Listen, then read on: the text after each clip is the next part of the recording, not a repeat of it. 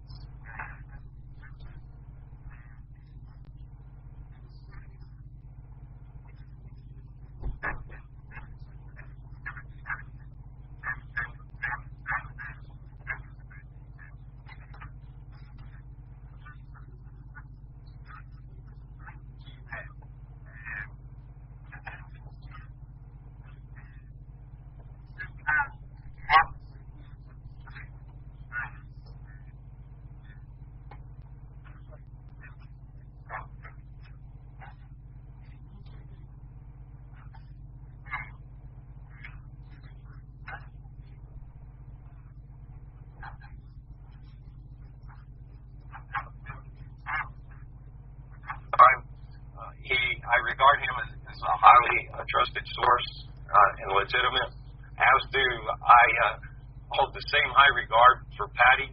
Both of these people are among my list of real true heroes that are standing up in this fight and in its aggression against us as a whole, as a people. So there's my back scratcher. I had dropped it earlier. Inside joke there. So I was flashing myself.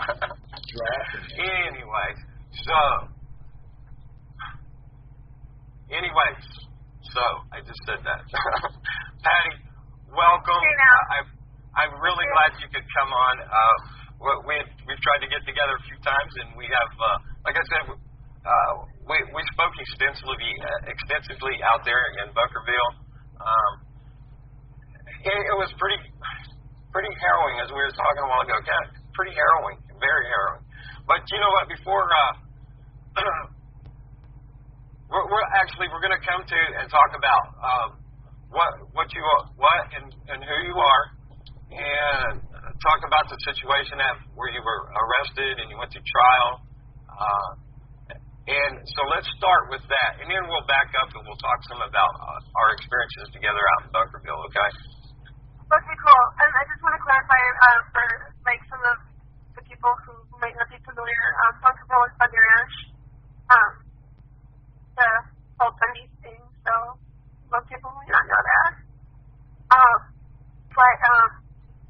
Yeah, I've been live streaming. Basically what that is doing a live podcast, like a live news broadcast from my cell phone, and that's something that everyone can do, and I recommend you stream.tv. It's pretty simple, pretty basic, works on the phone. It's awesome.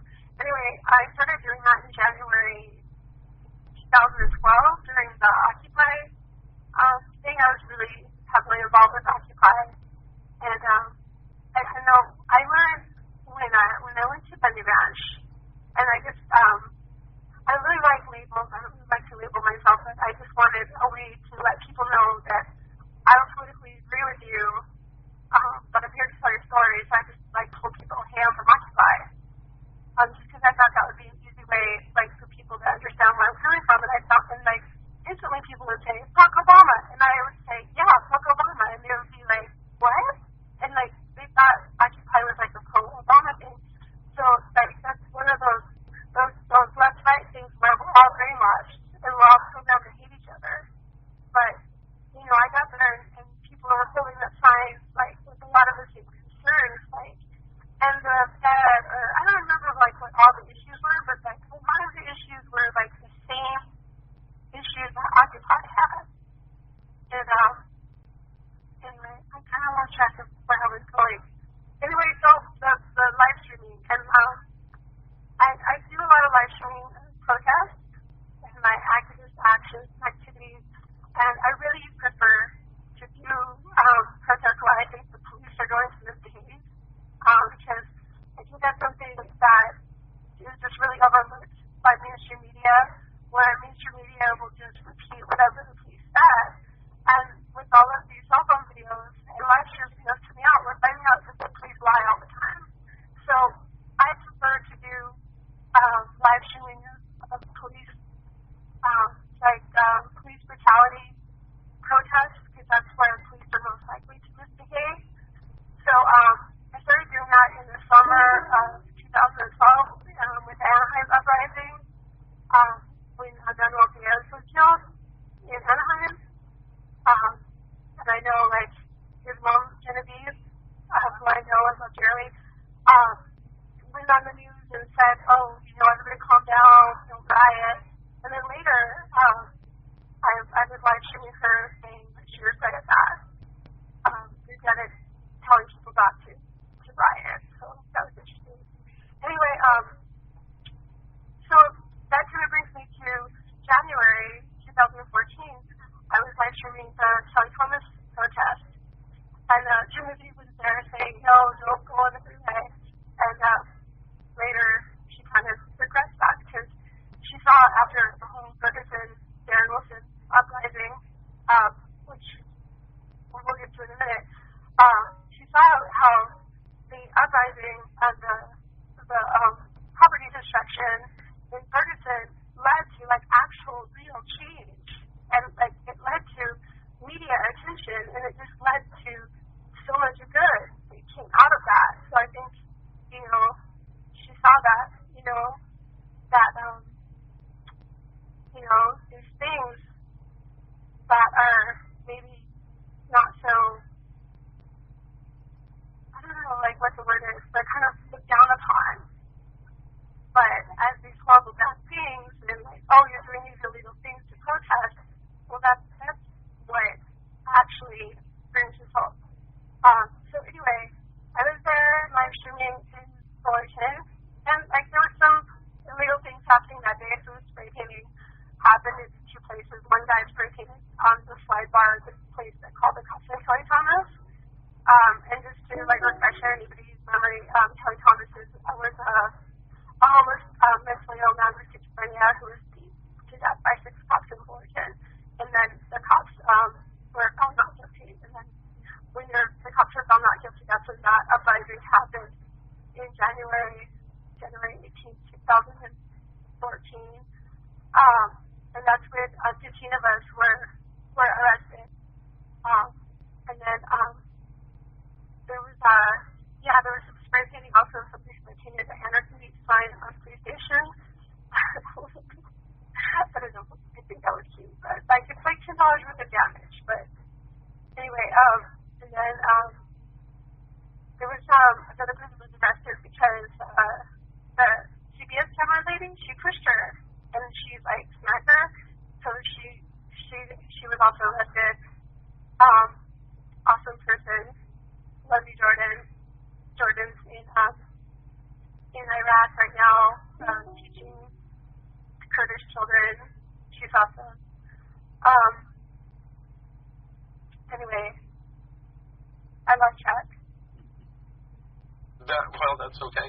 You know what? Here in about 2 minutes, we're coming up on the 420 report. So I will be interrupted for that.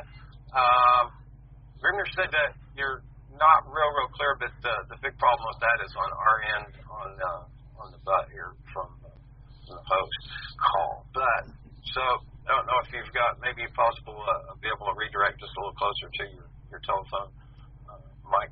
But so let me ask you about this. In the anti-media. So you write for the anti-media. First, let's talk some about you as we come up to the 420 report from the Buzz Fever. Tell us all the places that we can find you besides the anti-media. I know you got a lot of places, and you do have a cause that we also want to support, 4G hotspots and services for citizen media journalists. Hashtag that citizen media. Yeah, I have a Twitter account at TiNTfRT. YouTube, TiNTfRT, Ustream, TiNTfRT, Timbers.org. And yeah, I write for the Anti-Media and do other work for them too. And I'm sure I'm forgetting something. Instagram, that's my favorite. I love Instagram. Oh, I'm going to have to open my Instagram and track you down over there. I'm probably, like you, in so many places that sometimes we lose ourselves. And I have a lot of fun with my names here as Mini Me, M-A-N-Y, me. So you may have noticed in the chat here at reallibertymedia.com that I changed my names around over there. Just have a lot of fun. But the main me is WTRLM, Vince, UCY. That's for UCY.tv, of course. I see why. Do you see why? And with that, it is 420 somewhere, and this is the 420 report from the Buzz Beaver, reminding you that cannabis can. And there's a whole lot of uses for the cannabis plant. Thousands and thousands. And here's one of my favorites. So here's to you. Salute. And this bud is for me, actually.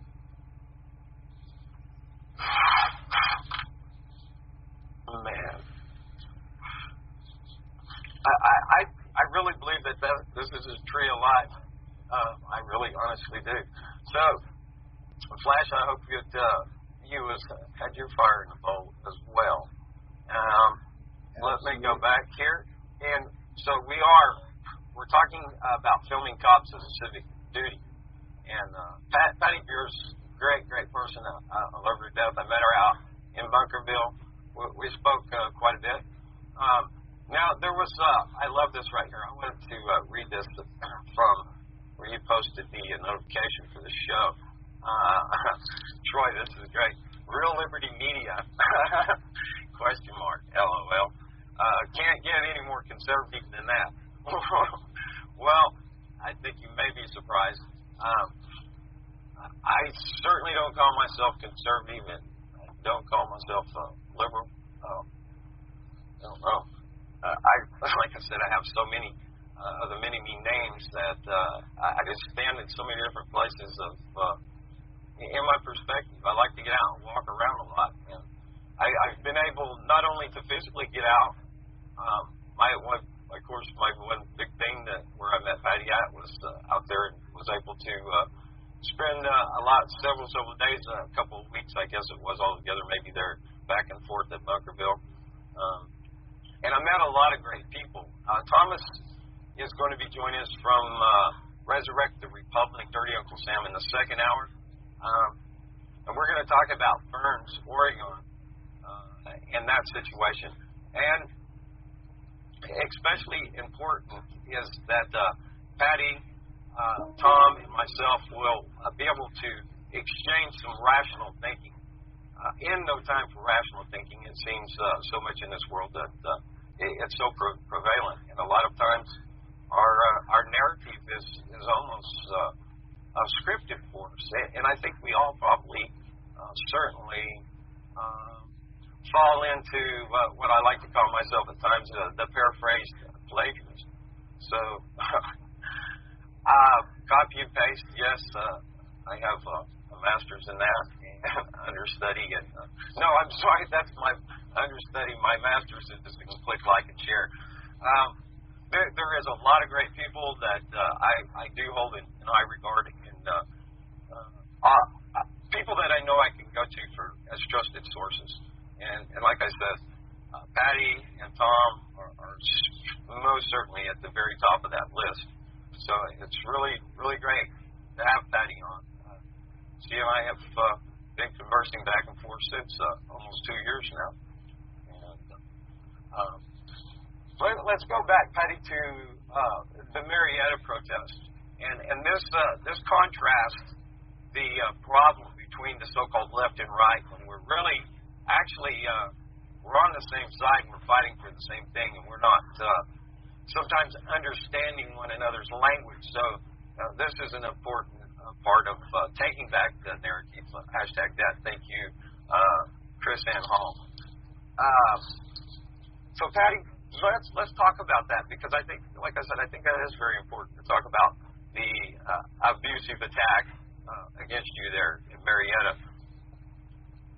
Yeah. So just to refresh people's memories, in Marietta, this is a city like kind of between LA and San Diego, somewhere, I think Riverside County. There's a immigration detention center there, and at this time a lot of people were coming up, a lot of migrants were coming up from Central America, and they were being put into buses, and they were being taken to the ICE immigration detention center to be processed, and then a lot of them were just going to be let out into communities. And I know for a fact that in Marietta there were like supportive people like waiting to take those people in, and there were people collecting donations of food and clothes and diapers and everything to take care of those people. But there's those people who have a lot of fear. And I have like interviewed a lot of like anti-immigration people, and so I think I have a good understanding of why they're against immigration, and it's all very fear-based. So, I mean, I kind of have compassion for the fact that they have fear, but like all of their fear it's emotional and it's not rational, and it's just based on a lot of misinformation. And I think a lot of people are watching Fox News, and you know, it's just been proven that Fox News viewers are less informed than people who don't watch news.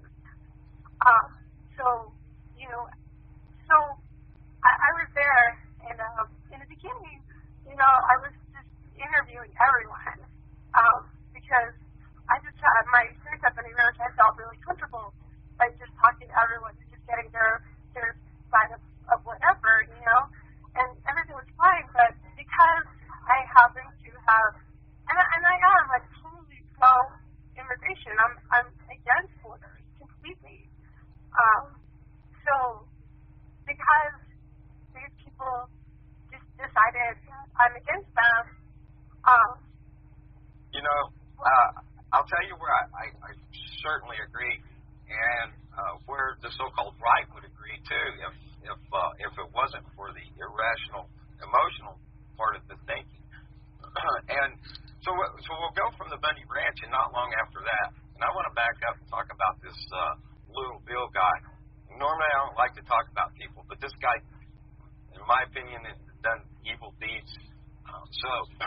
But after the Bundys, the whole border thing came about, and there was all these militia guys, right, that were all ready and were on standby if things went bad in Bunkerville. Thousands, right? So it's my opinion that the narrative that was then directed to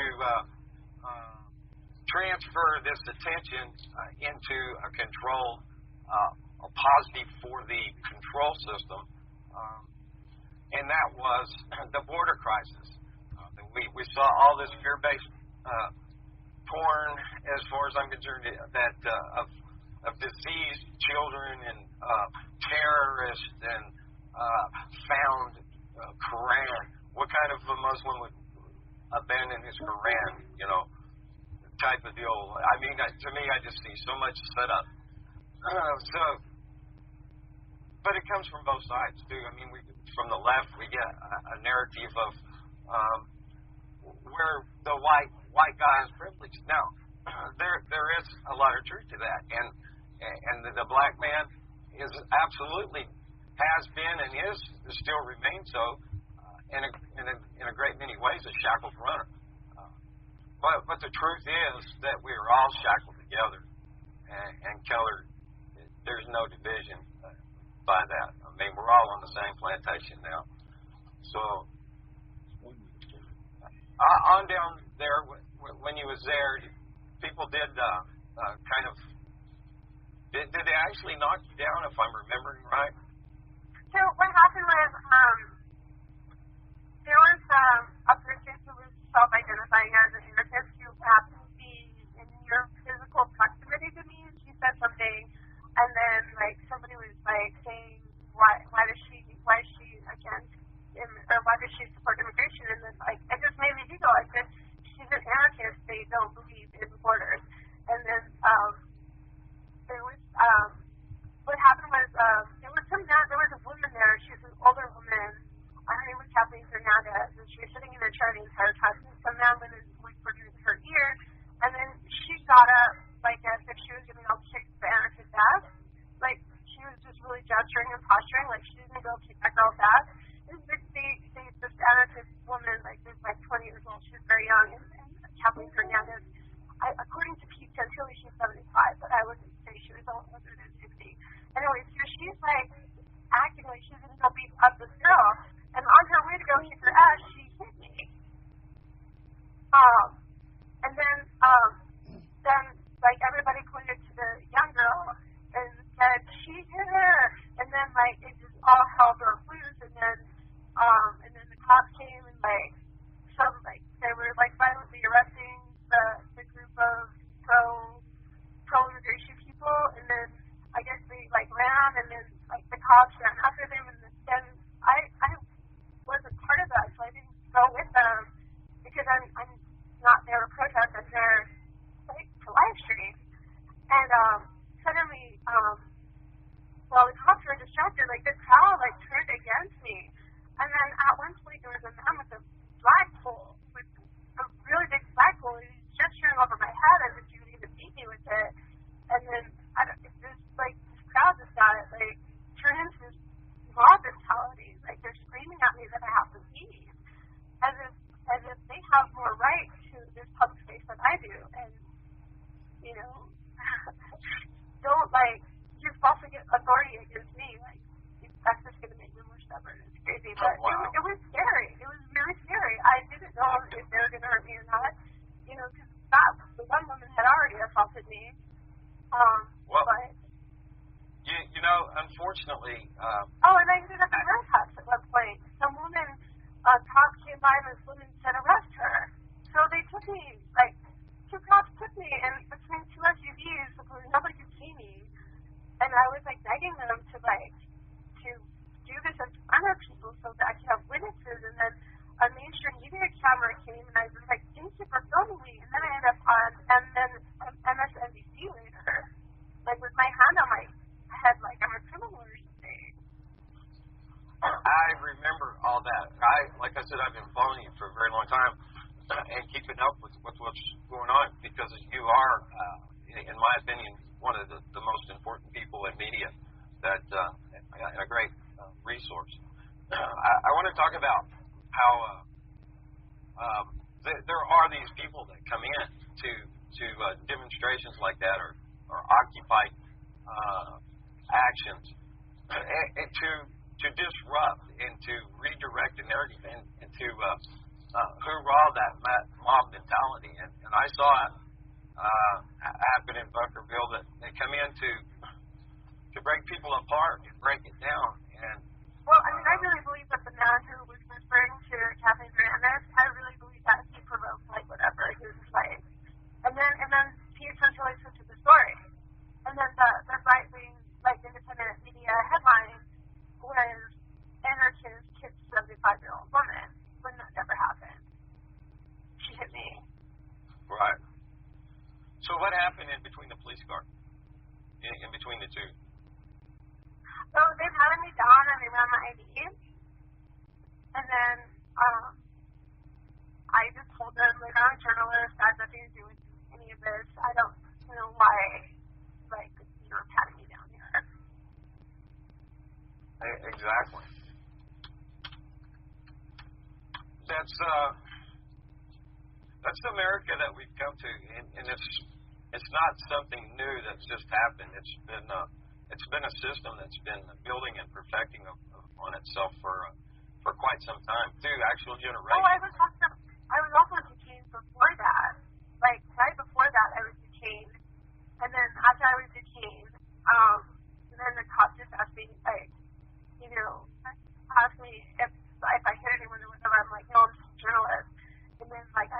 walk away from the crowd a little bit, and then that's when, like, the other cop came by. And then the woman, there was this one particular woman with long hair, and she had, like, this Walmart type t-shirt on with a v-neck, and, like, she's like, arrest her. It's just, to me, it's dissuading how easily people are turned and directed. People that are calling "wake up" and saying it in their sheep voice and don't even know that they have that accent, that sheep voice accent. That's cute. I think we're all brainwashed. Like, I think every single one of us is a hypocrite, and we're all, like, very flawed. And it's really hard to see how flawed, so, like, that's the trick.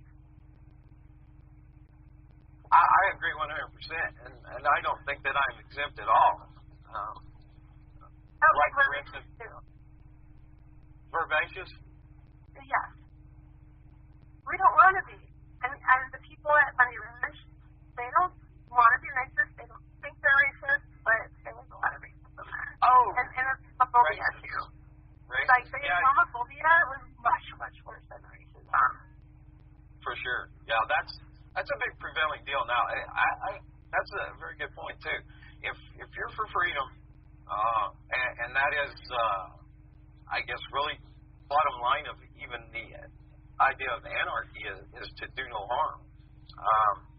And this is basically, what the freedom movement, the bottom line is, not to be imposed upon. So I think we can break it down into what is right is not to impose nor be imposed upon. So to say that, that's when we get probably a little problem with religion, because most of religion comes from the pulpit. Unfortunately, I think that most of that has a narrative too that's meant to hurt the cattle on along. So, cowboys and hippies and all people in between, we've probably all got that little yodel in the back of our heads, that little voice inside that we're directed along, each and every one of us, in some sort of way.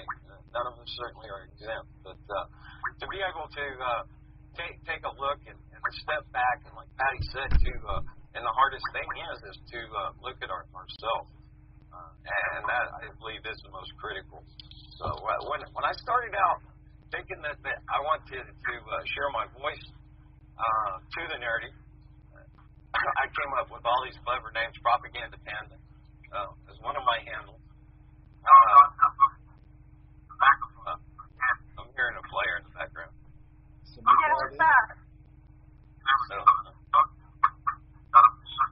where's the player? Let me see if it's me. It can't be me. I don't know. I don't see it. Is that on your end, Flash? Yeah, it was an incoming call. I just answered. Huh? An incoming call. Okay, so we got a call joining. Mute your player. I got rid of it. Caller. I got rid of it. It was that recording thing. I got rid of it. Oh, a video thing? Yeah. I hate them things. I try to block them and I never can, it seems. Okay. Well, And you're successful on one and then another one comes. I don't know about that. Hey, Hey. I just wanted to cover the trial in LA a little bit. Yes. Yeah. Because, like, that hasn't gotten any media attention. Like, even LA Times, and, like, they arrested 130 people. So, what happened was, Troy Thomas was, like, the schizophrenic guy, and he got killed by the cops. And he's all blurred. Also, young schizophrenic guy with, like, bipolar, and also, and he was very well loved in his community, very well known. He used to, like, watch the store just, like, 1 or 2 times a day. Everybody knew who he was, but people, like, kind of described him as kind of slow. And, like, the cops, they do a lot of stalker stuff all the time. They knew it, too. So they knew who he was when they rolled up on him, and they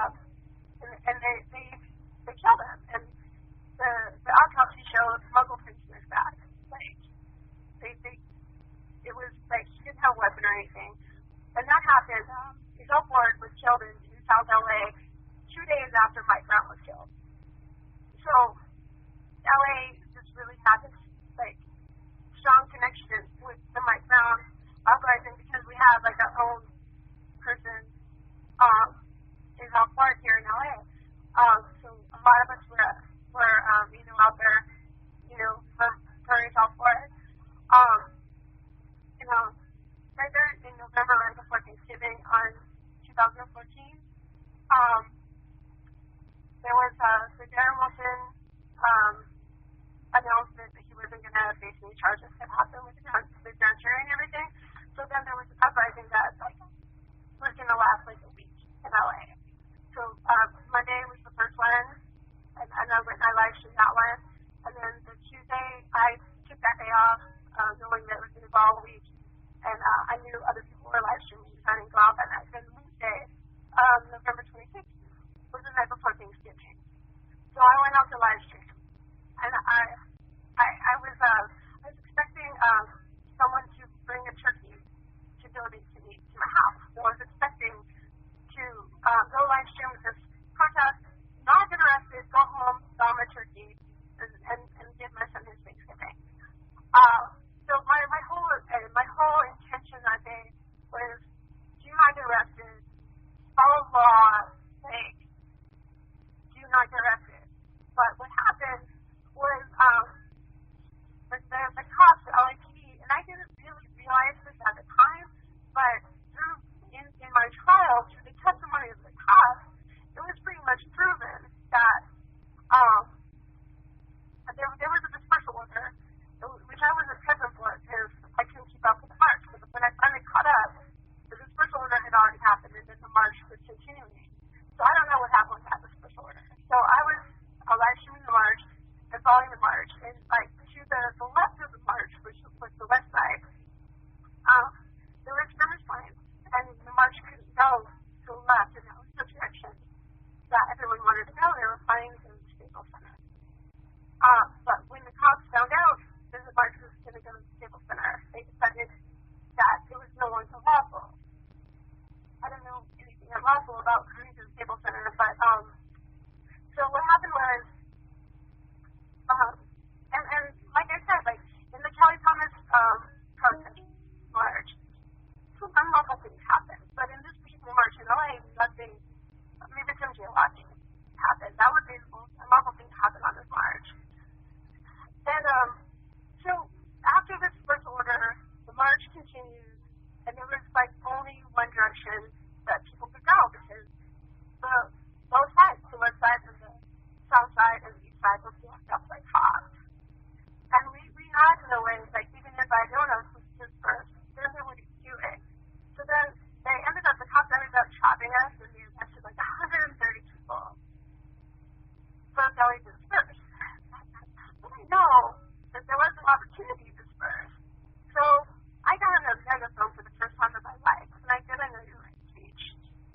And to sit around with the speech report, it's hilarious. So I got on the megaphone and explained all of the legal qualifications for failure to disperse, and I explained to people, life's not, because there was a lot of college students out that night who couldn't go to protest, but just because they had their day off the next day for Thanksgiving, they were able to go. And then a lot of the activists were in jail from the night before. So a lot of the people on this march were not activists, they were college students. So there was a lot of people crying because they've never been in protest. Now they're going to jail. And in their head, their life is over.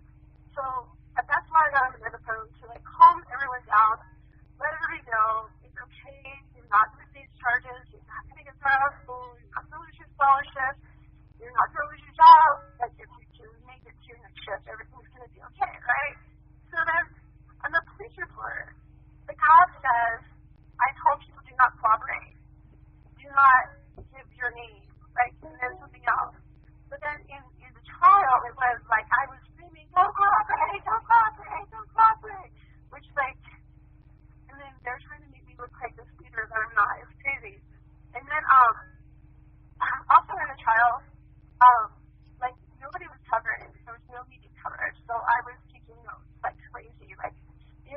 time I was on trial, I was writing notes, which is also a really good coping mechanism when people are like on the witness stand lying about you.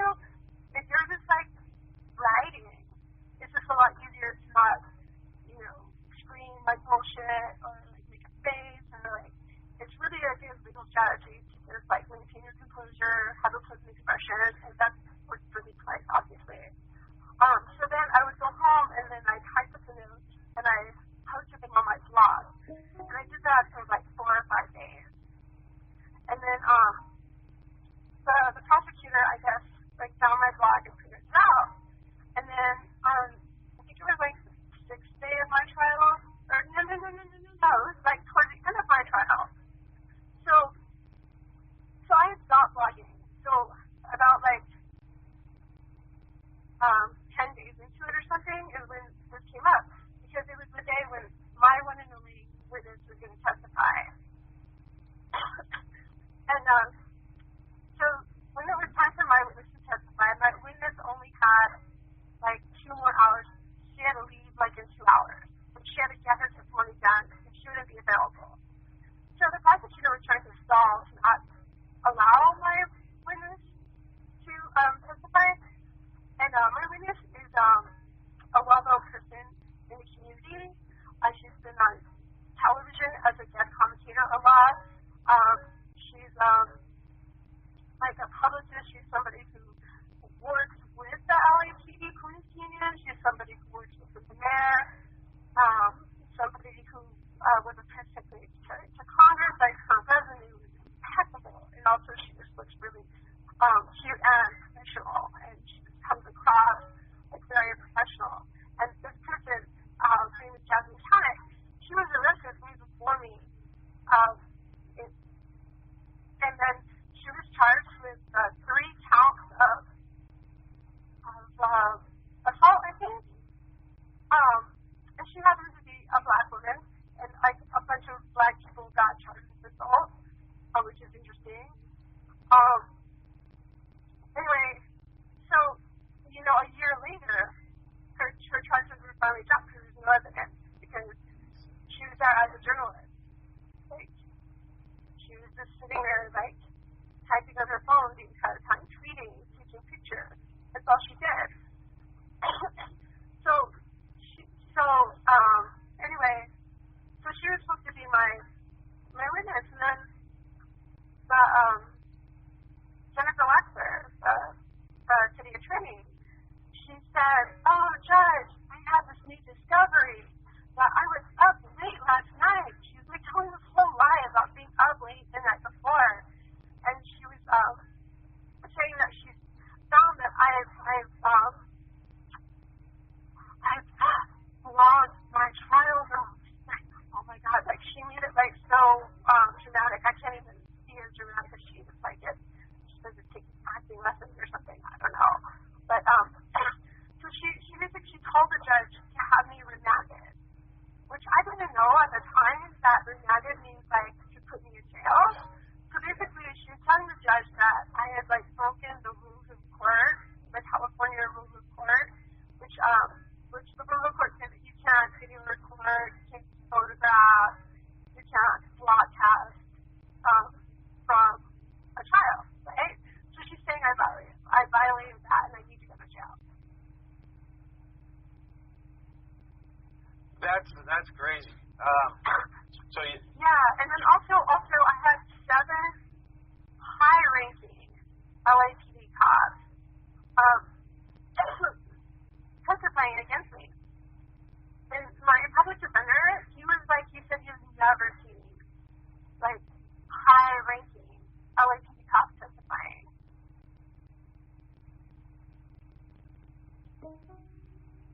Oops, sorry about that.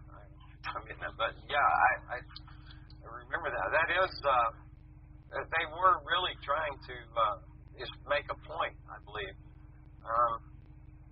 And people are singled out for that. You have been many times. It's not the only time that you've been accosted, has it?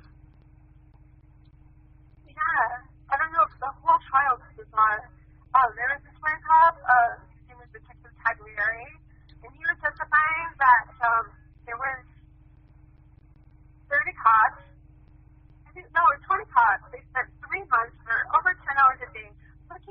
videos and photographs from that week of protests. I can't even calculate how much money that, resources that took to look at photographs so that he could identify me from a photograph of the back of my head. Yeah, so now, I believe I saw you say something that you were wearing some clothing that, an article of clothing that was just talked about or something. And yeah, I was wearing a mint green t-shirt. Don't ever do that. I totally recommend that everyone wear black, because if everyone's wearing black, it's really easy, it was just, everyone would blend together, you couldn't be identified by the back of your head. That's a good idea, I think. Let's see, TiNTfRT, we've got Tom's going to call in. I had to take my headset off there for a little bit while he was talking a little earlier, and I called him, so he's set. A great bunch of people having a good, sensible conversation on the Oregon Alert chat group that we have, Tom among them, and a bunch of other fine gals and fellers there. A good logical discussion in a time of no time for rational thinking. A discussion, I think, will precede thinking. That's what my purpose here is connecting voices and broadcasting what matters worldwide. And when we all do take time to stop and have a rational discussion, I think we can see so many places where we ought to be hand in hand, united, and never mind if you're black or gay or a cowboy or any other. You know, myself, I guess I kind of tag myself as a redneck hillbilly, country fried slice of country with a western swing and a little N and a G in there too, from back in the day. Anyways, we all really do bleed the same after all, and we're in this together. So any division is we're really only defeating ourselves, right? Chopping away at each other, and we get off in distractions, and we're digging holes and chasing rabbits, and you know what? These holes that we're digging in one day might be the last scoop, and that with a bullet in the back of the head. And you know, think not that America can't come to that. History has shown time and time again how government rises up and kills its people. The biggest mass murderers are our governments, and it's not just the heads of government, because most of them are puppets. I mean, to blame Obama or Bush, I mean, they did what they was told.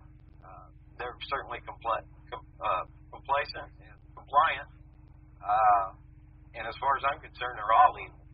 There's not one good, no, not none, as far as I can tell, that deserve to be calling themselves our leaders, because they don't represent me, you, or anyone else. That's the problem with leaders and representation, because no human is capable of representing another human. We really are all capable of speaking for ourselves, so actual democracy is actually possible. Yes, that is right.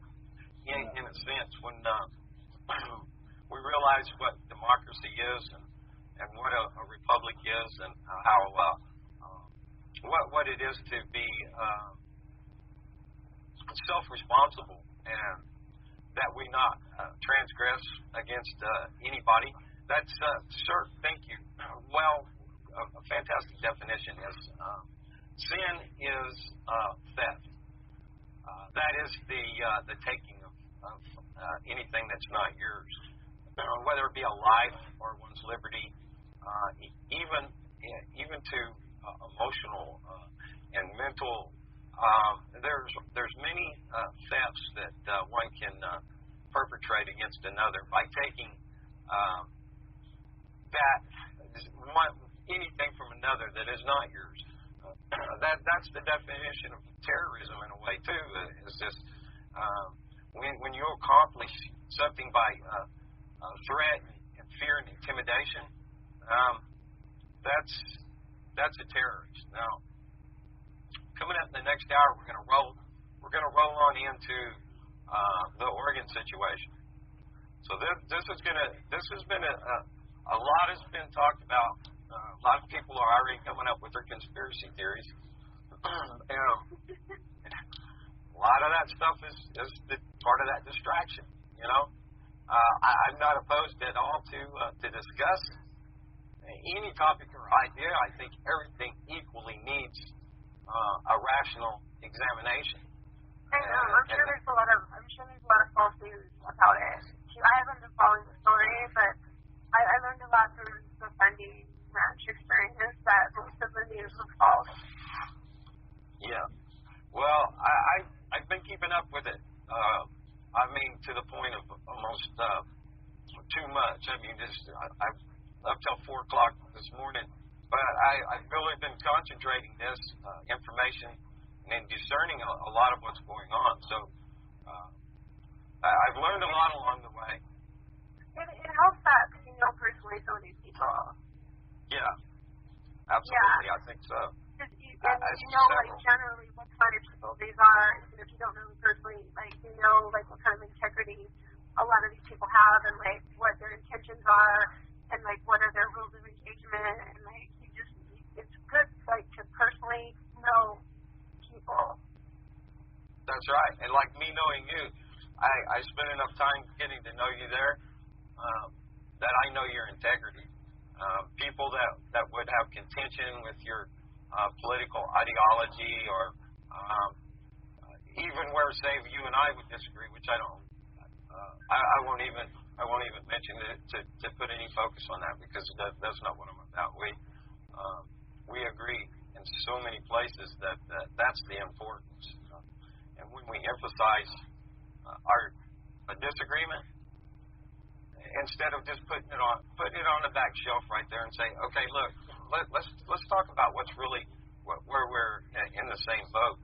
And later on, when people are able to establish a relationship that they can converse and have a rational discussion about opposing ideologies or your notions or ideas, faith, whatever it may be. You can't use it as a weapon. It's a double-edged sword, and it'll cut you as well as you try to cut another. So striking down somebody, striking down another does not it's not a conquering by any means. It's a death blow. It's a death blow to one, and your death knell at the same time. I always try to remind myself about like the haters and the trolls. Like it really reflects like what the haters say. It really reflects more on them than on me. I think so. And I feel bad. Like I feel bad for them. So sometimes I get pretty mad. I try to practice a nonviolent type of communication using trivium. I, of course, have a great deal to learn, but it's a discovery for me that through the rationale in my mind, I found that I had been applying, and then I found, thanks to Walter over at Sober Event Saturday, so on TV Saturday morning. I really like Walter. He's over in Holland, and great guy. He's been one of my teachers. Have you heard of Marshall Rosenberg? Yeah. Yeah. That's some empathy right there. And when you start to learn to have empathy for people that you disagree with or people that you have conflict with, like that's the heart of getting out there. Like I said, like how like a lot of people I disagree with, like it's very fear based. So I try to have empathy for their fear. And like understand, like okay, they're just misinformed. Daryl Becker, and there's a long list of names that I've relied upon for the information that they share in the discussion and the bringing to bear points on all this. I'm sorry, I was distracted. I'm looking at that notification of something from me. And I've been neglecting the chat over here a little bit. I was off watching these other things. You're talking about MySpace on the chat? Because I have a MySpace link on my YouTube. That's how my YouTube is. Yeah. Wow. Yeah, PM Beers on YouTube. I shared the link there in RealLibertyMedia.com chat. Also Twitter. Yeah, I think they're looking at my links. Thanks, Grimner. Yeah, Grimner, he reminded me. And, who am I? I'm restarted Vince today. I'm sorry, I'm laughing at myself, and you're welcome to do so as well. And so we round out the first hour, and Tom will be calling in here just a bit, I think. Let me distract myself. That's Chris. Yeah. Let me talk about this. Perfect timing. It is perfect timing for no time for rational thinking. Vince Easley here, your host, along with Flash, somebody over there in above the Netherlands, in Denmark. And, sir, love y'all. Thanks. We've got PM Beers online, and Thomas is going to be calling us from Resurrect the Republic, Dirty Uncle Sam, broadcasting over at Republican Broadcasting Network. So it may be that I'll go get him a little message here in just a moment if we don't get his call real quick. But I wanted to talk about Chris Jackson Rojas. He is a young man. His birthday's coming up anytime now, within a week, I think. I'm going to be 18 years old. You want to talk about a guy that, as a man, somebody that knows what's going on. He spent a lot of time to study this kid. That's, what? Call him a kid. He's a guy, right? He's got some good thinking now. Pretty rational. He's sorting through a lot, and well on the way to being one of the best spoken voices that's out here. So on Voice of Rebellion, that's on UCY.TV Sunday nights at 9 p.m. Eastern and 6 p.m. out there on the left coast. UCY.TV VOR /VOR. Make it in a search. So he does need to do some edit. My advice I got from my brother is always revise. Edit. And I think that's probably how I came upon being such a paraphrase plagiarist. Anyways, here it is. It's the Guide to Alternative Media. This is going to be a really good one. I produced this broadcast for Chris, so I hope you'll join us for this Guide to the Alternative Media. This is a guide to how to surf effectively alternative media sites, TV channels, which one he believes to be biased, the ones he believes to be plants. Also, more importantly, the mention of the ones believed to be real. During the 2 hours, he'll mention some important research tactics and keywords to avoid. Also mentioned will be the complete corruption of the mainstream media and the agenda of their big media. Yeah, so please participate in the 2-hour show. Call in at 718-717-8296. That's on UCY.TV, Voice of Rebellion, Sunday at 9 p.m. Eastern and 6 p.m. Pacific time. And I wonder if we got anywhere here to have a Tom call in. And I'm going to hit him. I'm here. All right. There's Tom. Right on. Welcome, brother. Glad you're here. I know you're stuck. Along the way.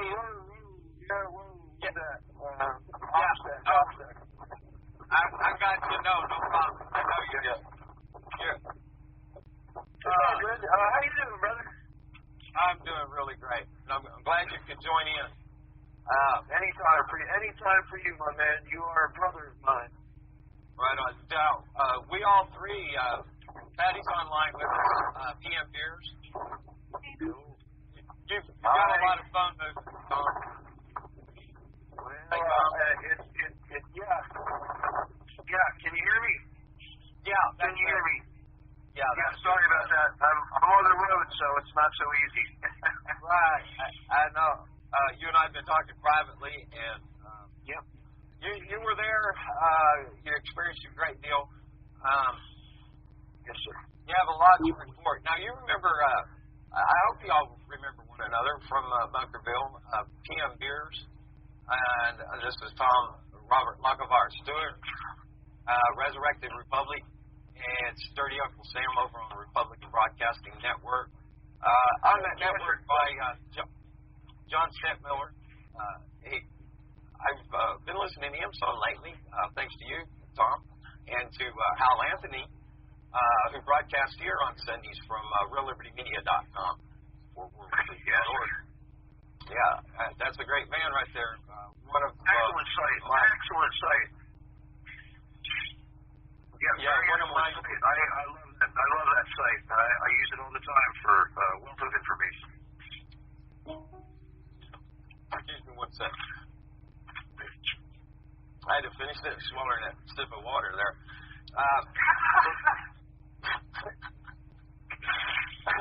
Yeah, I was joking. I was joking with you earlier in chat today, this morning. I can't seem to type with an accent. That's all right. That's all right. So what do you want to talk about? Well, let's back up and let's premise where we start. And certainly where we start was along the trail, at least on down the trail. We come down to Bunkerville, the Battle of Bunkerville at the Bundy Ranch. And that's where the three of us came together in the same place. And in that same spirit, I was telling Patty and the listeners earlier, when it comes to rational thinking, and you're going to be, I'm going to, please excuse me for doing this, but I'm going to put you over on the right, Patty over on the left, for argument's sake, okay? But in doing so, I'm actually going to be showing, or will be showing, how we all actually are kind of not so different after all. And you two are perfect examples of good, fine, rational thinking, and it's not, or nor would be, some shout match, debate, or arguments, and none of those I do. Discussion is what I think the three of us are very good at, and bringing forth facts and evidence, and giving a good presentation of that. So, with that, Tom, tell us about when you first got out to Bunkerville. What brought you there? What was your role? Because I know that you were kind and gracious. We spent a lot of time together. You invited me into your motorhome, allowed me to use it for interviews. Man, like I said, I have the utmost respect for you, and I've watched you all this time and come to know you and communicated with you, and I know that you have the utmost integrity, and there's no one I can recommend hiring. At least right there at the very top. You're the cream of the crop, brother. So let me hand you. Well, I appreciate those kind words, brother. I feel the same way about you, about most of the folks that came out there. I guess the message that I have to give from that whole Bunkerville experience, why I came. My mother was just starting to get sick at the time. I remember I was sitting there watching a video of Ammon getting paid.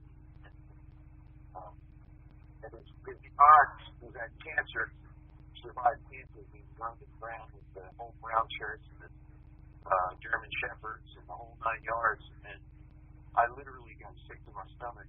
And my mom looked at me and she handed me the phone. I had never gone to such an event like that. But my mom raised me a certain way. And she knew by the way that she raised me, she knew that the next step would be me getting out there as fast as I could. She didn't even think, it wasn't even a second word. She handed me the phone. when I got off the phone, she stood up and gave me a hug, and she said, "Keep your head down and your powder dry, son. Go protect those good people." And I guess, now I'm not a militia member, per se. I'm media press. I teach. I educate people as to the usurpations that have happened in history regarding the 14th Amendment. Delegates were forced out of the ratification process at some point. This is a portion of history that is not taught in schools. It's not, and it's disturbingly so.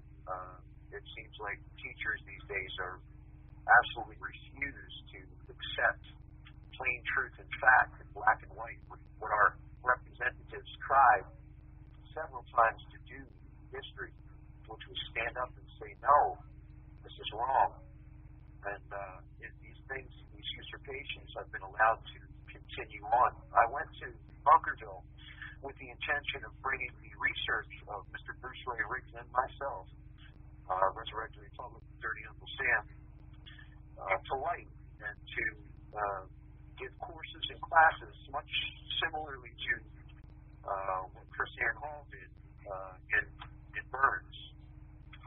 I went to Burns. I don't have a lot of money, and I only have one truck, and I was faced with a perplexing problem. The problem was this needs to be done. This thing needs to be done. Need to go. Need to educate. Need to share information to the best of my ability. But I could not leave my fiance home stuck and stranded without a vehicle. Her vehicle had just given up. So I gave her the keys to my truck. I called for Patriots out there to give me a ride there. I didn't have it all the way thought out. But I did get there. Unfortunately, and it kind of heartbreakingly so, because the individual sometimes you think of your friends, and I know that we meet people online, because we've got to be very careful with this. The person that took me there, who I had generally had a very good ride. We agreed with many things. However, we didn't agree with the way that this incident was being displayed to the public. And what I mean by that, now there's a lot of accusations. Santilli is a Fed, and this and that and the other thing. Look, I don't get involved in the conspiratorial arguments of things that either may or may not be able to be proven.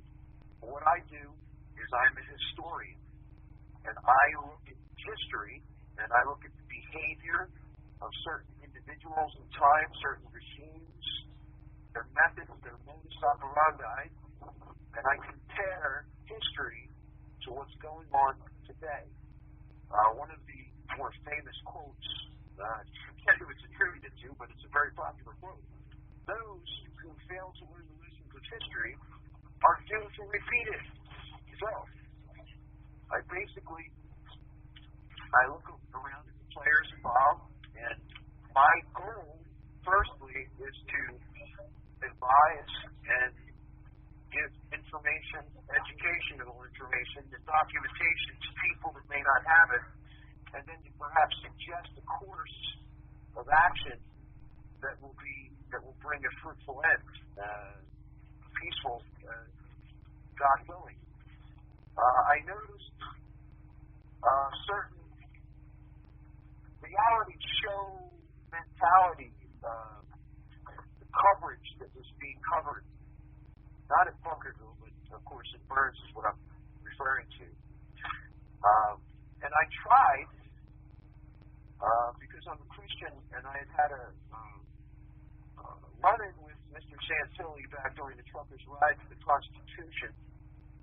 I had caught him in a lie that very, very harshly hurt the reputation of a very good Christian woman who had scheduled and created the event called the Truckers' Ride to the Constitution. Long story short, he basically manipulated the General Lee, who was the event driver, eventually manipulated him into telling Zeta Andrews that they were all locked out of her Facebook page that she had trusted Mr. Santilli with passcodes to, never dreaming that he would lock her out, believing that he was a patriot that wanted to further the cause. But when in fact what Mr. Santilli did, he was seeking self-gratification, self-glory, in other words, to pat himself on his own back. Now, a lot of the things that Mr. Santilli says it's our speak about constitutional restoration, about all of those things that we all stand for. However, when you are dealing with the enemy, first of all, I'd like to identify as a jurisdiction, not a human being. We can say that these international gangsters are responsible for much of the misery causing us to come to this eventuality of a one-world government. But they are using us all, law enforcement, federal, state, local, as pawns, creating us to be divided against each other, to point the finger at each other, which is one of the reasons why I really did not want this to stand against anyone, per se. What I tried to do, and I want to make this clear for those of you out there, use this recording of this conversation to try and explain to people what I experienced and what I saw happening. I saw liberals sending in packages, like, for instance, adult products to the patriots inside. My advice, ignore, throw it away, don't mention it, don't stoop to their level, don't get involved with it. What I ended up seeing was video after video of response also signing these things and putting them up for auction. I think they made $1,100 on autographing these adult toys and then selling them to the public. Now look, this is a constitutional restoration movement. This is not an adult film production. This was serious business. This was serious business. It was people's lives. People's lives hung in the balance. And I was trying very much to give a as clean as possible, Christian and to the point, to the matter report, and to cover it that way. I made a criticism of someone and then started a personal attack against me. I had my luggage gone through. I had items taken. I had all sorts of things going on. People attacking me in the media, the press, doing personal attacks. This is the problem that we need to get past. We need to get past this sideshow variety show, and we need to get serious. When I think of education, I think of Miss Chrisanne Hall as an example. Look at it, brother. Yeah, I've just recently discovered Chrisanne Hall, and I've been very much educated and I greatly enjoyed what she's been having to say. I think she has a lot of wisdom. I think Patty wanted to add something, and then let's go back. Please do. I can't hear you guys too well, so if I don't hear you, fine. Yeah. You bet. Hey, Tom. I just wanted to agree with, like, your assessment of TiNTfRT. I have no idea if the things that you're saying are true, but it sounds like my understanding of the character of TiNTfRT. I think his coverage of Bundy Ranch was excellent, but when it came to Marietta, he completely made up a false story about what happened in Marietta, and I have archived video that can prove, like, what actually happened. So, and I let Pete know that I have video that proves that he lied, and he doesn't really care. He doesn't care at all that he lied. He wrote an article with the headline, "Anarchist beat up 75-year-old woman," when the fact is the 75-year-old woman hit me, and then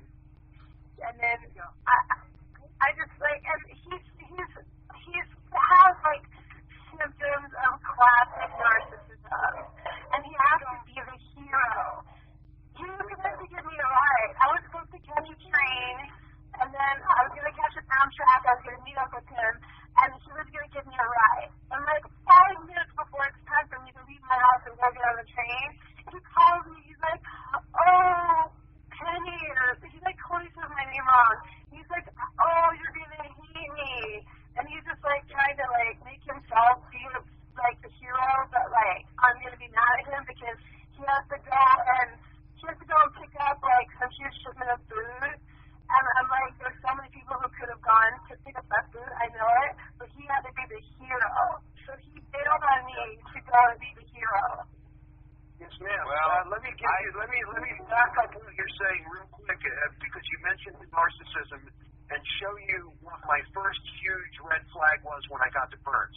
When I got to Burns, the lady that brought us there, kind of conveniently, we had a room just pop open. 2 rooms down from I have to stop you. I'm sorry, I have to stop you just for a moment, Tom. And it is a reminder that it is 4:20 somewhere. Okay. Let's okay, wait, back to the Pete Santilli show. Just kidding.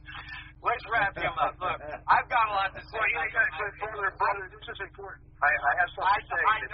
I know that. It definitely is. Okay. It is relevant. And then we're going to go. Anyways, I do have a lot to say about Pete. I have a lot of opinion. I have replayed many, many times in my mind with great clarity my encounter with him. And you should have seen worse than what you know. It's worse than what you know, brother. Yeah, well, there's a lot I don't know, and I admit that. So I'm going to hand you back the mic. I just had to interrupt for the both of you. Okay. No, I understand. Let me just give you an idea, folks, of what a narcissistic personality disorder can achieve. I was 2 rooms down from Pete Santilli, and I walked into his room, and for a little while I was doing his Twitter feed. I was trying to help because he was the only person out there. I acknowledged that. I recognized that.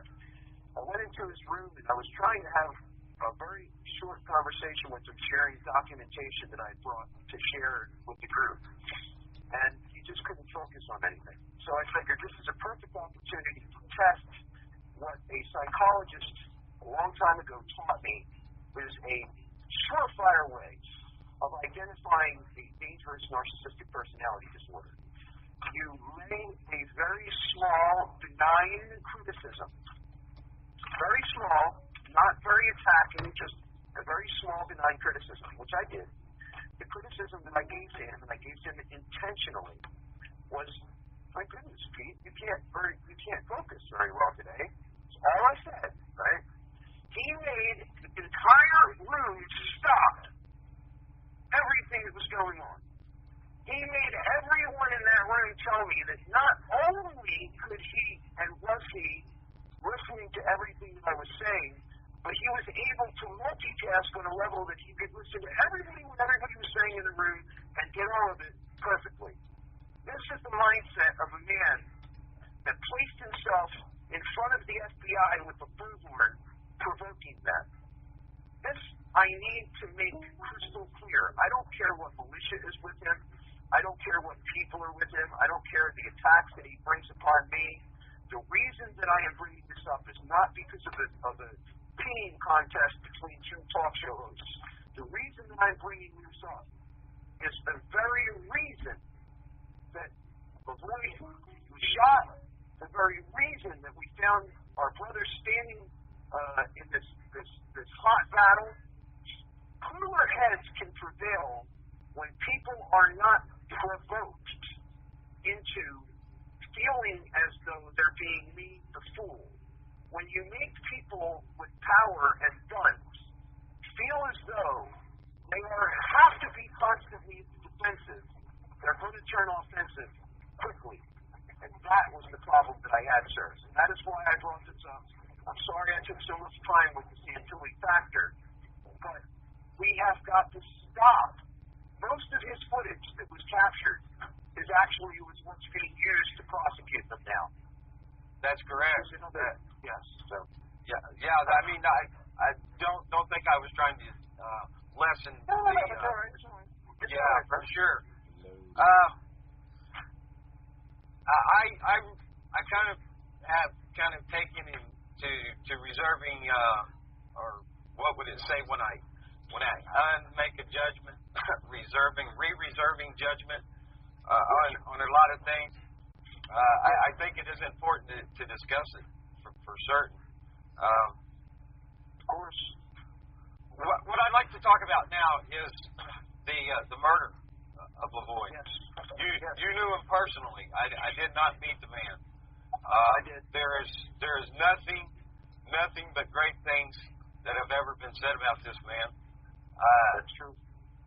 And I want to talk about how the situation occurred in the takedown. This is really annoying, Skype, having some stupid video message thing.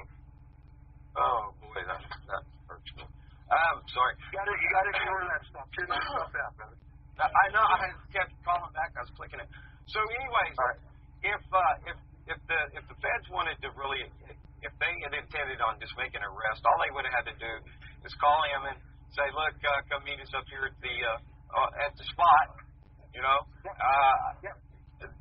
bring along Lavoie and Jason Patrick, whoever else, and when they came up there, they would have said or should have said that.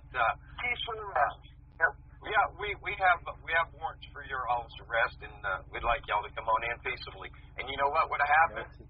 Everybody would have went in peaceably. There is no doubt. I agree with you. I agree, especially if he would have had a delegation of sheriffs. If he would have asked the sheriff from the next county, especially because he is a constitutional sheriff from what I hear, if he would have asked them just to be present, I think that this could have gone completely differently.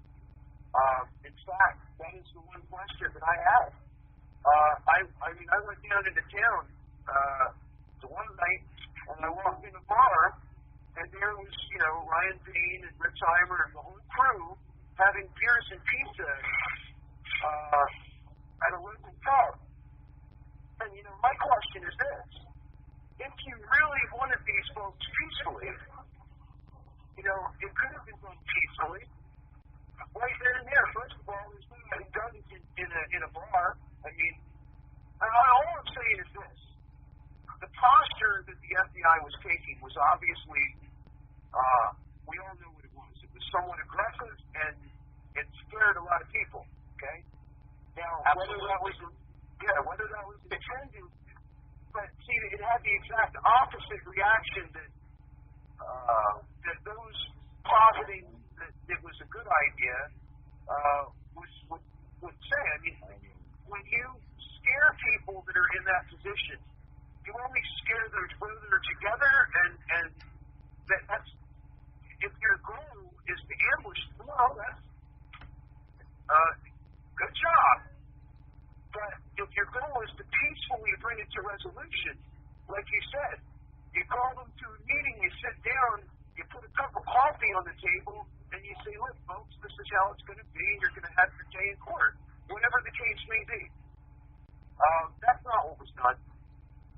We all saw what was done. And I was a firefighter and ran ambulance for a long time. And what we have here is a situation of and I know that this is a kind of, it's a slang term, but it's called damn ouch or shoot ouch. It's an expression for someone who is shot. Their first reaction is to grab where they were shot. That's what I saw. That's what I saw. Right. He had his hands up in the air. He had his hands up when the first shot hit him. When that first shot hit him, all bets are off. Okay? Then none of the commands that you give him are going to be relevant. Once you send lead through someone's body, to expect that they could reciprocate or they could in any way respond in a reasonable fashion is not reasonable in and of itself. So, the shoot demand, when his hands are up, and then he goes to grab his wounds, some guy comes out from behind the woods who is obviously laying in ambush for him. Evil, black. Right. I don't even believe that he knew that man was present when he turned, and then they said, well, it looked like he charged the officer. Well, in fact, I don't even think Lavoie knew that officer in the tree line was even there. I don't know if you watching very carefully as the truck hit the snow. One of the officers looked like he literally jumped in front of the truck. Sure did. Literally. And what that does, the mentality there is if there is a threat to an officer from an oncoming vehicle, then they feel like they have the right to use deadly force to counter that. Here's the problem. The officer's actions themselves. A similar situation happened in Florida, brother, when a young girl left a drinking party in the middle of the woods, and she turned left onto the road. Young girl, teenage girl, I think she was a teacher or teacher's aide or something like that. Lovely girl, lovely family. They were at a Tiger. She turns left and a cop jumps on her hood. And of course she panicked. What young girl, 17, 18 years old, has ever had a grown man jump on the hood while they're driving before? She panicked. He shot her through the heart. That's the same kind of mentality that we saw out there. If you wanted to set off to kill him, then you did a bang-up job. But if it was supposed to be a peaceful resolution, I don't see why any shots were fired to begin with, because we all know this. No shots were fired from the alleged suspect vehicle. Period. No shots. Zero. So if no shots were fired from the suspect vehicle, why is there even one bullet hole in that car? It is not only, in my opinion, set up ambush. I almost believe that they wanted every one of them dead, and that for whatever reason, for as many times as they fired, for what the witness alleged, sir, for as many times as they fired, they should all be dead. I think a lot of that was that she heard too was flashbang, but I do see what appears to me to be a bullet hole in the front windshield, in front of the driver, in front of the steering wheel. Now, exactly. I believe that he took fire. I said last night on the anti-media on UCY.tv that I thought maybe a rubber bullet maybe had been used. It was because I saw that jerk, maybe that squinch over and that grabbing of an impact. Now, whether I've since considered that it was probably a sniper rifle, something like a .223, and I'm interested to know what type of service revolver that evil black-souled executioner used when he walked up and shot the boy in the head and executed him for the final, the final. Yeah, the coup de grace. Yes, sir. Thank you. So I just wanted to kind of jump in here with the left-leaning perspective, and this is not my perspective, but this is the left narrative, is that he wanted to die, that he reached for his weapon, he put his hand in his pocket twice, and now I want to explain why the left perspective is bullshit. Okay. It's not okay for cops or FBI or government to kill people, because they're not executioners, and we don't believe in instant death penalty. That's just not cool. And it's not okay to kill Mike Brown. It's not okay to kill Adele Ford or Kelly Thomas. It's not okay to kill LaVoy. I can't remember his last name.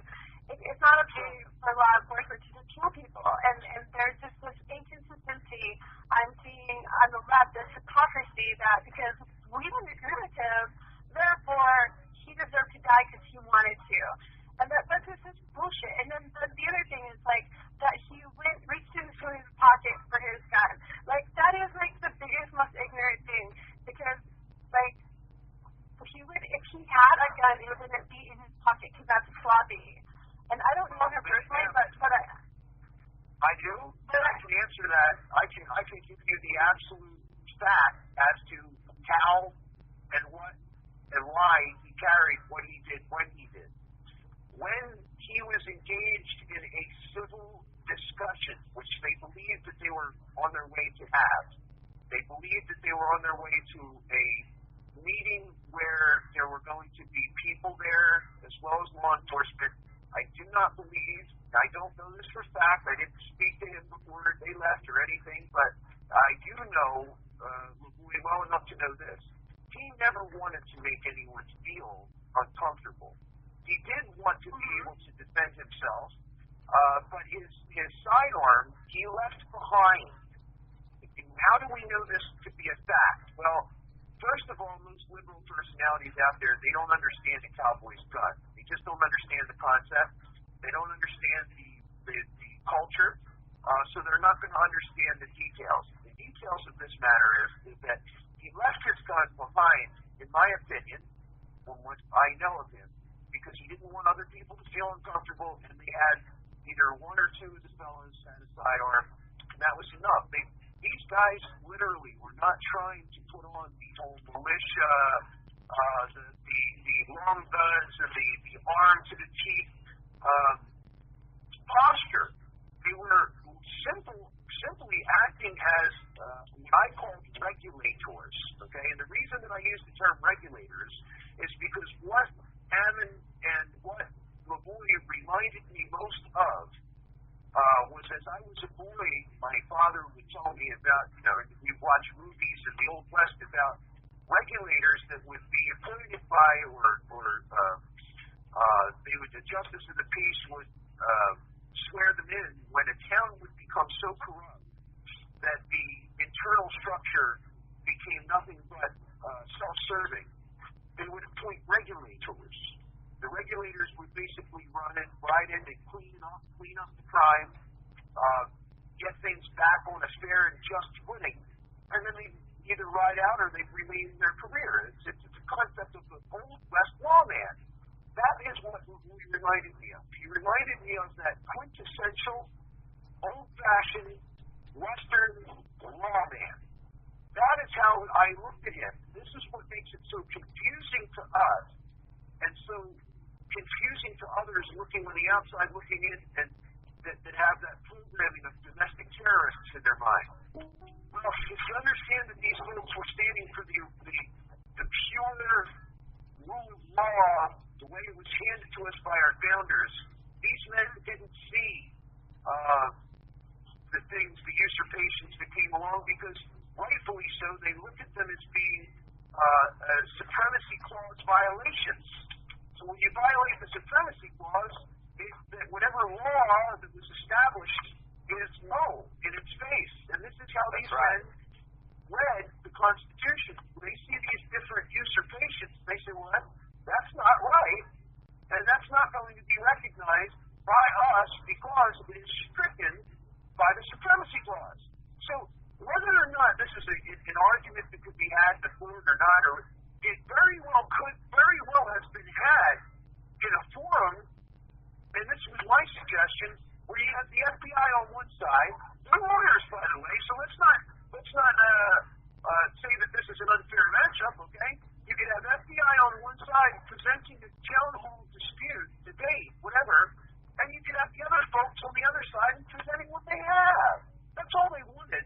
They wanted to be able to present the information that had been brought to them by many ranchers and many individuals that showed a career pattern of corruption in that area that has been long-going and systemic. People are in fear of their lives to talk out there. I spoke to business owners who would tell me, who would buy me a cup of coffee and just about give me anything I wanted, and thank me and shake my hand. I'm like, wait a minute, I'm just Resurrection Republic. I'm just here to report. So you don't understand. What has happened because of Ammon Bundy is an awakening. People are learning about the Constitution. You have the fire chief himself that got up and did his press conference that not only resigned in the face of the corruption that he saw, but he also said one thing that was very, very critically important. He said, for the past several weeks, I have been reading and learning so much about our Constitution, and that enabled him to see even more all along that was going on around him has been wrong for a very long time. So you have these men who write in, and yes, they did occupy, and I'll have to be honest. I'm going to be honest here, and this may paint me a little bit, but I'm going to be honest. I did not fully agree with how this went down. I would have preferred, hindsight being what it is, folks, okay? I'm not second-guessing, but I'm saying hindsight, I would have liked to see it in a ranch on private property, but it was what it was. And I believe that there's yeah. Let me stop just for a moment, and then let me hand it back to you. Now, this for some clarifications, and you have presented a great deal of information in your teachings, going back to the replacement of the 13th Amendment, and on past that to 14, 15, and onward. So this is some of the usurpation that you're talking about. When people stand on the Constitution, we have to remember it's not as a sacred document that has value in itself, but the statement that is the value in that. These ideas of liberties. And most people can't even answer what those liberties are, and that's unfortunate. So I'll hand you it back right now. Thanks, Tom. Well, what we have to understand, first and foremost, is that our founders, they didn't create the federal government and then the states were created. It didn't happen that way. We had colonies that were basically loyalist in nature to the crown, okay? So, from the colonies, these men got together and decided to declare themselves independent. Now, first of all, those of you out there who may be atheists or non-Christians, I want you to just do me a favor and take a deep breath and bear with me for a moment so that I can share with you the pedigree or the establishment of the Constitution as a Christian republic and why that's important, okay? The Magna Carta was delivered to King John on the end of a sword. It basically said, well, to make a long story short, we know you're king, but we only have one true sovereign, and that is God. And all rights come from God. Okay, so the Magna Carta was based upon the King James Version of the Holy Bible, okay?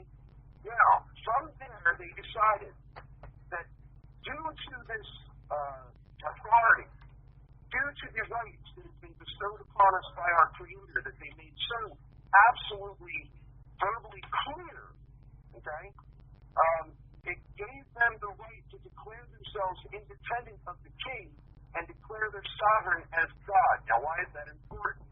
Because they founded this republic on essentially the Ten Commandments as well as the Christian ethic of the freedom of choice for you to be able to, first of all, accept certain things. You have that freedom to either accept or deny those certain things. This is what gives us, in this country, what founded us as a republic of free choice, of people living by the dictates of their own conscience and morality, as long as their choices did not infringe upon the rights of another. So the freedom that does not exist in Saudi Arabia, the freedom that does not exist in many other countries that establish a certain church, like the king did with the Church of England. The establishment clause of the U.S. Constitution that prevents the establishment of any singular religion does not, never has, nor ever will remove from the foundational documents that God is our sovereign and that this was formed as a Christian republic, that of which gives everyone freedom of choice. These men declared themselves independent. They then sat about writing the Articles of Confederation, which I would disagree with, but they found was lacking in enough power and scope to be able to adequately provide services. Now, of course, we allegedly had won the revolution, but we sat and these minds come together and they created the Constitution. It was ratified, and from the point that it was created, it was under attack. From the very moment that it was created, it was under direct attack. Benjamin Franklin came out and said, when asked, sir, what have you given us? What have you brought us? And he said, a republic. If you can keep it. Now, there's a reason for that, because at the very time he said that, there were British agents that were among us in our government who saw, of course, they wanted England to continue to rule us, whether it be covertly or overtly. And this is what people don't understand about history. A lot of times when you're taught, for instance, we won the revolution. That is a black and white teaching of history, and it is not true. Okay? I'm not going to say that we didn't win the revolution as we completely lost. Of course we didn't. What we won was overt freedom. Overt meaning in the open, in the air, what you can see and what you can feel. What we lost was covert control. What I mean by that, the British general who surrendered basically said that they won this battle, but now the holy war would begin, essentially. Then we have our congressional representatives who established the 13th Amendment for a very good reason. The original 13th Amendment, some people refer to as the TONA Amendment, Titles of Nobility Amendment, what would have prevented any foreign influence from being able to manipulate, control, or in other words, ensconce itself in our government. It would have prevented dual citizenship positions. It would have prevented gifts and gratuities from other nations to our public officials. It would have prevented special interests. It was so much more than just the Anti-Bar Association Amendment. And by the way, that is one of the things that it would have prevented. It would have prevented a legal stranglehold that we have seen on this country. Since its inception, we have been fighting against and trying to gain control from it, a judicial tyranny that has been created by this influence of the Bar Association. First of all, the framers wrote the Constitution, and they wrote our foundational documents so that every single man, regardless of his education to a point, would not only be able to understand it, but be able to apply it in their life without confusion. That was one of the most critically important things that they hashed out. It is one of the reasons why the Constitution isn't 52 pages that you have to read before they pass it. So you get my point there. So, now, when other people don't understand is that we have been so brainwashed and indoctrinated by time that they call the United States a country, and people call your state something which is relative to a colony. Okay? What our founding fathers called and defined a state, I'm going to give you a couple of the states that they call the state. The state of Great Britain, the state of Great Britain, the state of Russia. We are equal in every single one of our states as a nation. Our nation is our state. Go ahead. I take the next 2 minutes. Let me give the next 5 minutes to Patty, and I'll close out the final 5 minutes. You got it, brother. Thanks, man.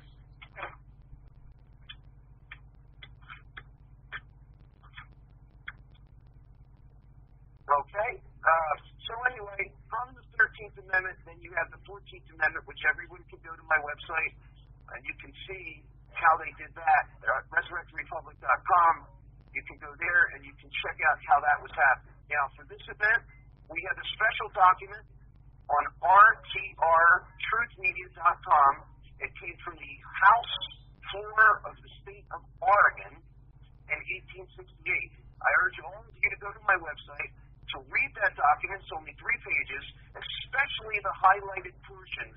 And that, my friends, that was the creation of our communist government, and all of the alphabet soup agencies that you see today was established in the 14th Amendment. I assure you, it made no one equal except equal in their serfdom, and it made us slaves unto the international gangsters. And now, with that, I will turn the microphone back over. Man, you are awesome. I'm so glad you're coming on. Hey, Patty, thank you. PM Beers, in my last 5 minutes, I will be speaking the links that I've posted here at reallibertymedia.com for for Tom and Patty. So with that, Patty, take the next 5 minutes and please, and let's hear your work. I always get a big laugh when people call our government communist. No, it's an oligopoly. It's a fascist oligopoly.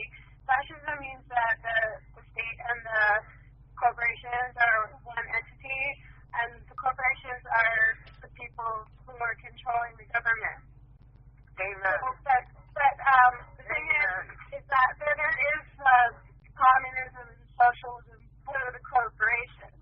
So they're the ones like getting all the money, and so we're just using little pawns to go and kill brown people in the Middle East, and the whole Islamophobia thing is like our way of brainwashing us, and it's okay to kill brown people who live far away because we have that brown racism and that Islamophobia. It all makes that okay. So we really need to work on that because we're really brainwashed that way. But that's all for the benefit of the oligopoly to make the rich white man richer. So, yeah, I mean, if there's communism or socialism in the country, it's at the top. And it's for them, it's not for us. Because you like, whatever, like, welfare, food stamps, whatever, that's like a tiny little sliver. But, like, the rest of the money is going to the military, and where that military money is going is to like, Boeing and all of those industrial, what do you call it, the war industrial complex and everything. Yeah, but anyway, industrial complex. Yeah, so sorry I went off on a tangent, but I just wanted to go back to where I was with the shooting in Oregon, and how the left, right brainwashing perception is forming this left narrative that he went for his gun. But my perspective is, so what? Because we don't know, there's no sound. So, like, we don't really know, were they shooting at him? Because he came out of the car, like, hey, I'm down to surrender. But then suddenly, so, like, hypothetically, had he gone for his gun, is that of course he should have gone for his gun. But clearly he didn't, because if you know anything about guns, and if you've been around people with guns, and I learned a lot about guns at Bundy Ranch, you're not going to be sloppy with your gun, and you're going to practice with your gun, and if you go for your gun, you're going to get it, and you're going to shoot, and you're going to hit your target. That didn't happen. He didn't. There was no gun in his pocket, because that's not the way people who are professionally trained with guns use guns. You don't put your gun in your pocket. You have a holster or some, like, professional way of carrying your gun, and clearly I'm ignorant of those terminology, but I mean, I think really what happened was he did get shot, and he did, like, have his side, because it's really, like, logical, rational thing, because, like I said, if you know about guns, if he was going to go for his gun, he would have got it, like, boom, like, he would be trained instantly. He wouldn't have to think about it. He would just think, I need my gun, and he would have his gun, and he was shooting it, and without fumbling, without being clumsy, and I don't know, I'm really disgusted with this assumption that, people on the left, like, we agree with, like Mike Brown, who gives him all the benefit of the doubt in the world, and, but we don't give everyone that benefit of the doubt, especially people that we don't agree with, and that's just like, I'm just really disgusted with that. And I think it'll be interesting when the autopsy comes out, like, the South Forward thing, like, South Forward just walked down the street and they killed him. And the eyewitness narrative, like, completely matched with the autopsy. But the autopsy completely didn't match with what the cops said. And so it will be interesting, to see the autopsy and find out, how many times was he shot? Was he shot in his side? Which side was he shot? If he was handed, like, I mean, if he did go for a gun, that would mean he was left-handed, and, like, what are the chances that he's left-handed? Anyways, that's it. I agree with you. I also agree with you wholeheartedly with your overview of I use communism because it's a little simple to for a lot of people to grasp, but it is not completely accurate as to what happened in 1868. You're very correct in the fascistic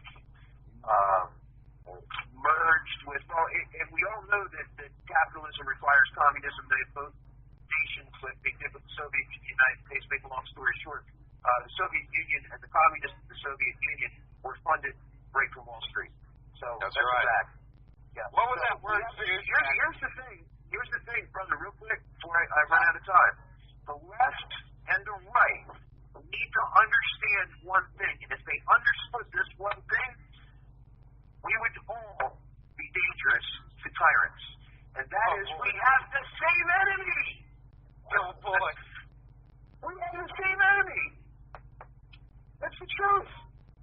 The Rockefellers, Rothschilds, tax-exempt foundations, corporatism, big crony capitalism, not capitalism, but crony capitalism or corporatism, is the problem. That's simple. Problem solved. Patty, what was that word that sounded like oligarchy that you used? I love that. Oh, are you familiar with Abby Martin? This is Abby Martin's word. It's oligopoly. Oligopoly, yes. Oligopoly? Yeah. I like that. I think that's the first time I've heard it. I like it. And you know what that describes? And why what Ammon Bundy and others with the like minds and hearts, they went there in opposition. Now, it's real simple just to trace it back the past 100 some odd years to the establishment of the Federal Reserve Board. That this so-called debt that we have is nothing more than a Ponzi game. It's a shell game. It's trickery. That's the reason for income tax. It's the reason for all the oppression. I like to call it the corporatism. That oligarchy, I love that.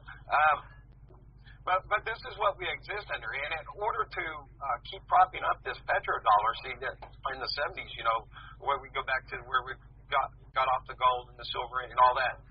So much great history out there, a lot of great works from a lot of folks.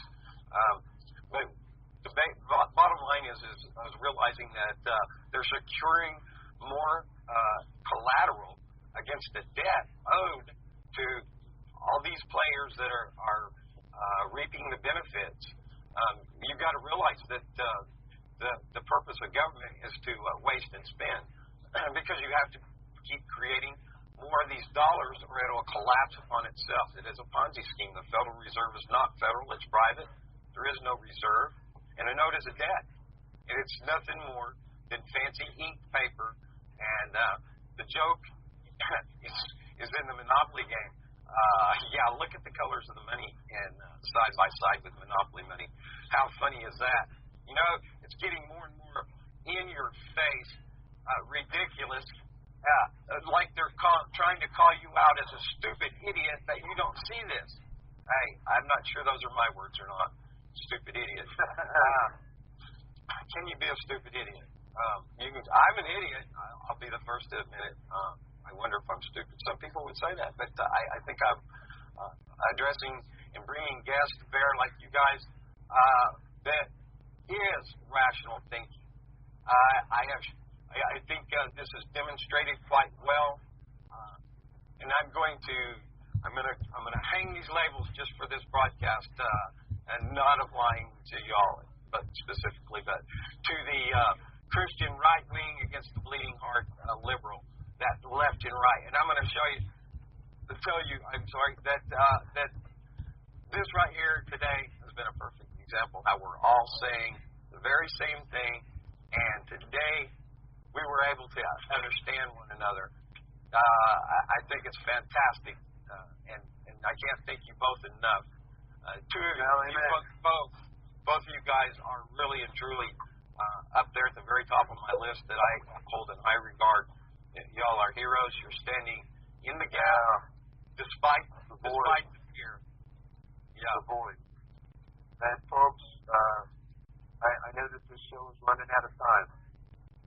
And I know that maybe all of you aren't out there, maybe all of you aren't Christians, but dear Heavenly Father, please be with my friends and their families and protect them. In Jesus' name, amen. Thank you, Tom. I'm sorry. That's all right.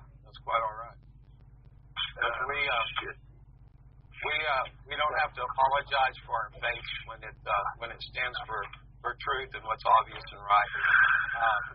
How you identify with your Creator. If your Creator tells you to kill, then I think you're misunderstanding that message.